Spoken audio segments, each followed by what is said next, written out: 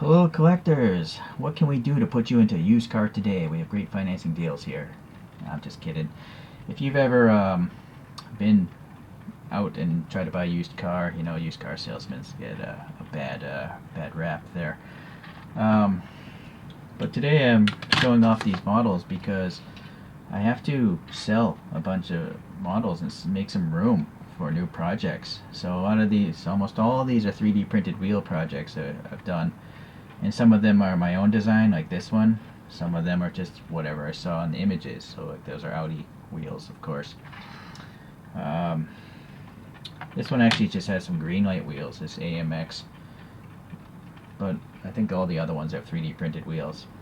So I'm just going to kind of go back and forth here, putting cars on this turnstile thing. And you can just take a look. And there's going to be 50 plus models I'm going to try to show off here, and a lot of them have, you know, the 3D printed resin wheels, of course, but some of them, like this Aston Vulcan, has 3D printed tires also. But a lot of them will actually use Real Rider tires. So like this Tipo 33 is using Real Rider rubber tires, right?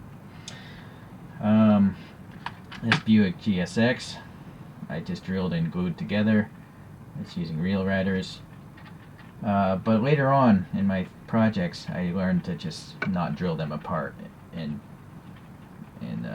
basically I would clip a wheel off, and reuse the stock axles, and then just, you know, like this has never been drilled apart. It's using Real Riders. This is a Cunningham. All right. So I'm gonna be I'll have photos on each of the listings in eBay of the undercarriage, so you can see, you know, how I mounted the wheels. The majority of my projects, the wheels, tires, or whatever, they do roll, but some of them I just use mounting putty, like poster board putty, so they won't roll at all. And but you can have steering and camber, and the putty doesn't actually strip the paint or anything or cause any problems. You can readjust it, it never hardens either. It's fantastic stuff. But yeah, just a warning there if that's important to you guys. So some of these wheels, like, again, are not appropriate to the real vehicle. These are my own design. These are, I think, Lamborghini wheels, but I just thought they looked cool on a Chevelle. So there's that red Chevelle, this blue Chevelle. This one, actually, I think the thing is so slammed, this wheel is actually glued on. It's just totally glued on in place. So these are totally for display only, not meant to be played with. Reason being is Hot Wheels, the plastic, it's very slick. So any sort of paint on these plastics, and very often the paint as well, if you touch it with your finger, it'll just come off. Like this one in particular, it had purple plastic, and if I touch that bumper, that silver paint will come off. So the only way you can make that, you know, more handling proof is to drill it apart and clear coat the whole model. But as I mentioned, I don't like to drill my models apart because I literally put a drill bit through my hand into my hand once doing that. So you'll see here it has the mounting putty, but you can remove the wheels and adjust them and all that stuff. That's a Chevy love, of course. Okay. This one's got staggered tires, this Monte Carlo. Okay. So another thing to talk about is I did list a bunch of these in the past for like 50, 70, 100 bucks because I didn't want to sell them. You know, I put a lot of work into these things.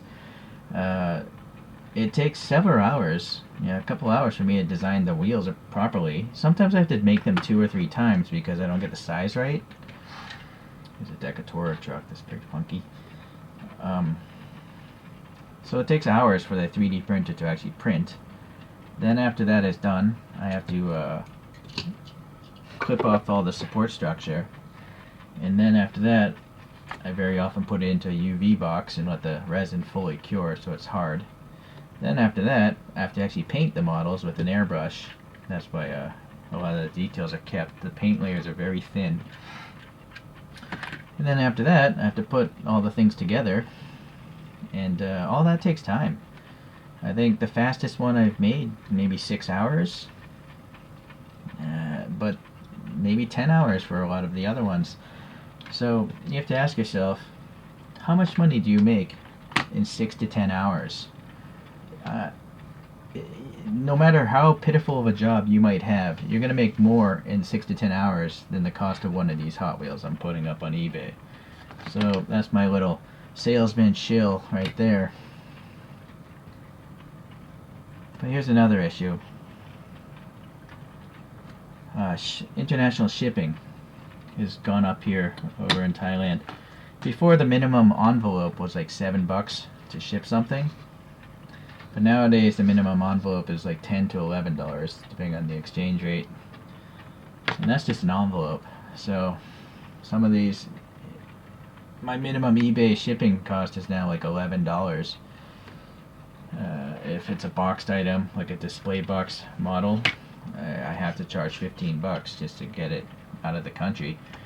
So that's why I complain about unnecessary display boxes in my reviews for, like, say, Power 64. There's no reason why Power 64s need to have crystal boxes.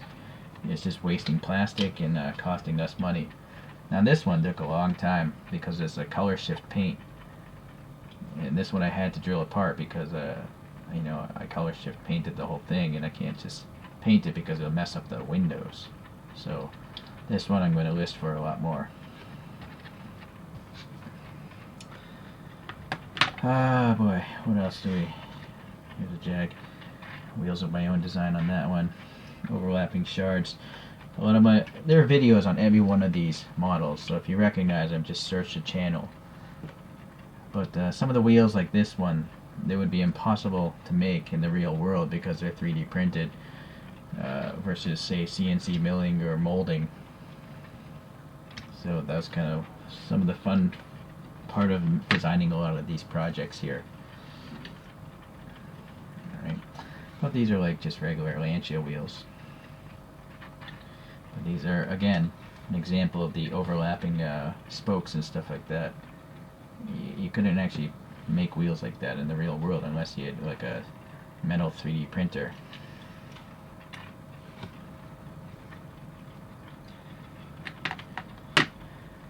Yeah, it's a real shame. When I pick these up and I look at them again, I want to keep all of them, but a large part of me willing to sell these things is they're not. Most of them aren't 1/64 scale. You know, they're Hot Wheels scale, so they're meant to go down those Hot Wheels tracks, and that's just the way Hot Wheels operates, right? So I'm willing to let these go over the true 64 scales. I almost never bring these out for comparisons because they're not true 64, right? So unless I actually review Hot Wheels in one of these projects, I rarely bring out the older Hot Wheels in my collection. So here's a manga tuner, right? And yeah, this is definitely using the putty because being a JDM style car, look at the camber on that. So an example of the putty here, it never hardens, and it easily comes off. So that's why I use it a lot in a lot of cases. It just lets it be a little more dynamic, I think, than the other ones. Even this Miata, I really don't want to let that one go because I used to own a first generation Miata, but I just had to keep the yellow one I did, and I guess let this one go. It's too bad, but okay. Good old Repu there. It's an RX-7 with original wheels.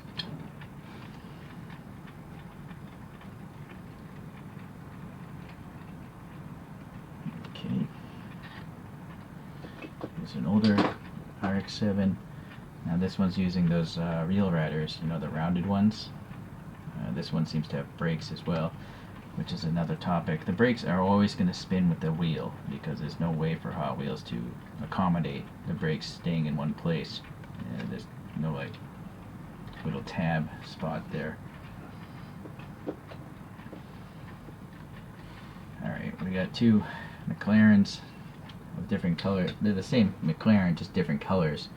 So this one's gonna probably sell for a little more because there's actually some brakes back there, and it took quite a while for me to figure out those wheels, the appearance, and all that stuff. So they're also beautiful cars, I think.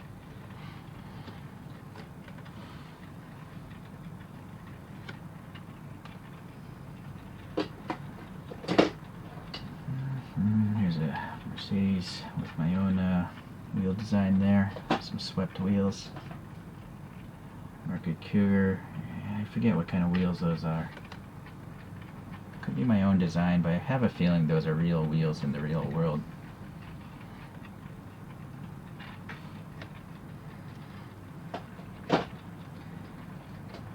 Okay, a 300Z with some funky wheels of my own design again. And some brakes in there. The brakes probably aren't in the right location, but you can just spin the wheel and fix that.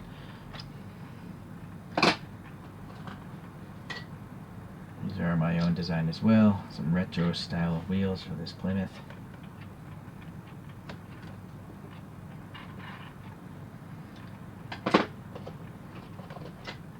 My early projects, overlapping sticks again on this Pontiac GTO.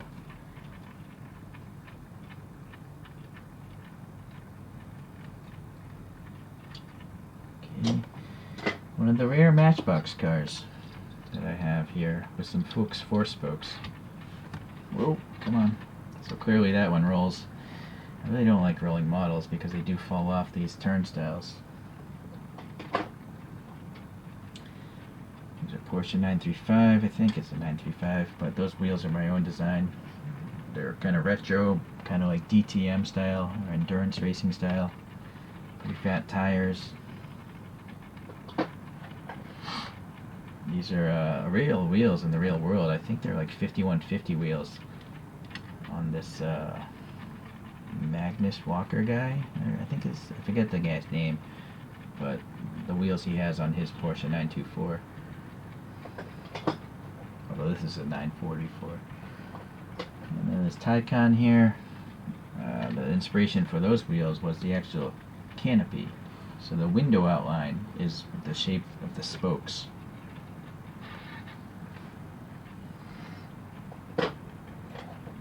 One of my favorites coming up here, a Majorette of the Gran Turismo Vision car for Alpine, or Alpine, as an American would say it. So yeah, those took a while. Those are really difficult to paint. You know, the two colors on the wheels.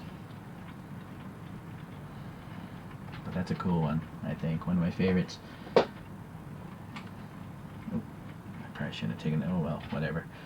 So that's a different Alpine, or Alpine. Those are original wheels that come on the original car. Here's a Subi. So this has just like some BBS wheels and some brakes with red calipers. I used to have an Impreza wagon myself back in the day. Here's a Tesla with some brakes also. Tesla Model S. Sorry, I lost the focus there. There we go. Alright, we're getting down to the last few. And then yeah, the good old Tesla Cybertruck. It's I think it's a pretty good looking model if it has realistic wheels.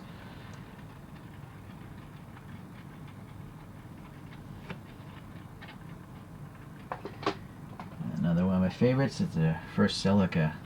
But I put the wheels from the later generation Silica Supra. You might recognize these from like the 1980s Silica Supra. I thought they were pretty fitting. Here's a Turismo with wheels of my own design.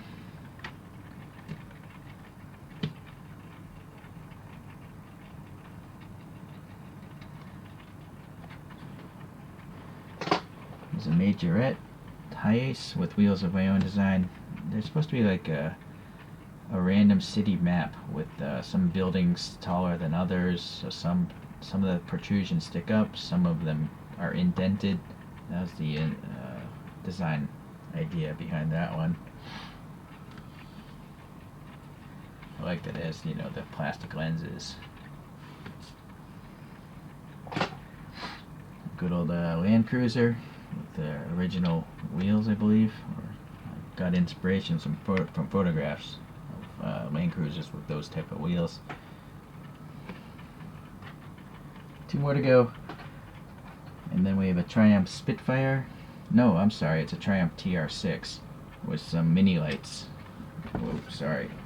Very common British wheels.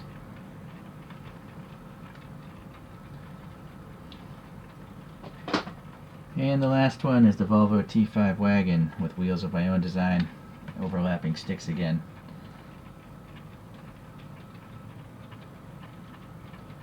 So let me pause and try to get all of them in here. So as you can see, I have 2 full trays that I need to empty out so I can do some more 3D printed wheel projects. And so they'll be listed on eBay. I'll leave a link. And I totally understand if you think their prices are crazy. I mean, I would probably buy an Nano 64 over any one of these myself. But this video is for more of the die-hard Hot Wheels collectors that are spending $100 on a super treasure hunt when there's like 20,000 plus super treasure hunts out there in the world. These are more or less one-of-a-kind Hot Wheels because not many people buy the wheels that I sell in Shapeways. I think only like 2 or 3 people have actually bought wheels because a wheel set on Shapeways is $25 alone. So factoring that in, I think might be easier to buy one of these. And also, if you actually commissioned me to make one of these things for you, I would charge you at minimum probably $500. So that should maybe be taken into account of my pricing as well. These are pretty much a steal, I think. Again, you got to ask yourself, how much money would you charge someone to work 6 to 10 hours? And then you can look at the price that I listed these at. But anyways, if you don't buy them, I totally understand. Hopefully you at least enjoyed looking at these projects again. I know I did because I'll probably never see these models again. I think I might rent a space in Bangkok at a store and let the locals buy them because I think the shipping cost, again, is pretty prohibitive to buy, Hot Wheels from Asia and send them to the States. Okay, well anyways, thanks for watching, and I'll see you in the next Hot Wheels video. Bye now.